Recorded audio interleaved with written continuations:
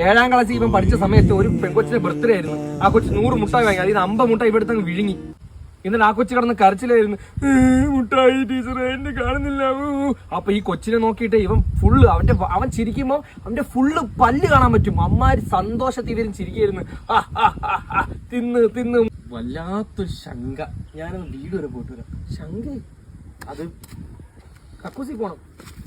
അതിന് ഇങ്ങനെയാ വാക്കുകളാ. എന്ത് കിട്ടിയാലും അങ്ങ് വിഴുങ്ങണം, ചവയ്ക്കാനൊന്നും നിൽക്കൂല.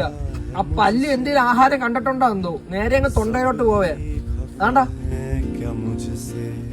എന്റെ വീട്ടുകാരെ ഇറക്കി വിട്ട് ഒരു ചാക്കാരി വാങ്ങി വെച്ചിട്ട് ഒരാഴ്ച നിൽക്കുന്നില്ല.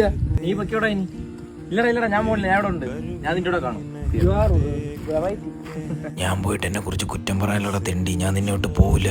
ഒന്ന് മാറിപ്പോയിരുന്നു, ഈ 2 കുറ്റം പറഞ്ഞ് വീട്ടിൽ പോയിരുന്നു. എവിടെ പോണേ? ഒന്ന് ബാത്റൂമിൽ പോയി. ഞാൻ പോവാ. നീ ഇങ്ങനെ എന്റെ കൂടെ നിൽക്കല്ലേ, അതൊന്നും ഒരു കുഴപ്പമില്ല. നീ വാ. ശല്യമായിട്ട് വരികയാണല്ലേ.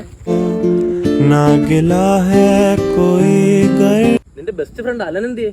അവ എന്നെ പറ്റി കുറ്റം പറിച്ചു കളിയാ. നിന്റെ വിഷമം എനിക്ക് മനസ്സിലാവുള്ളൂ. കൂടെ നിൽക്കുന്നവർ ചതിക്കുമ്പോഴത്തേക്ക്. അവന് ഞാൻ ഒരുമിച്ച് ഇറങ്ങുമ്പോഴേ ചില പെങ്കൊച്ചങ്ങൾ വന്ന് എന്നെയാണ് ഇഷ്ടമെന്ന് പറയുന്ന.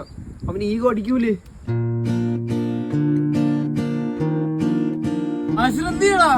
ആശ്ര വന്നിട്ട് പലതും പറഞ്ഞിട്ട് പോയി. എന്റെ കാലോട് ചെല്ലാണ്ടാ, അല്ലെങ്കിൽ അവൻ എന്നെ കുറിച്ച് അങ്ങനെ പറയില്ലായിരുന്നു.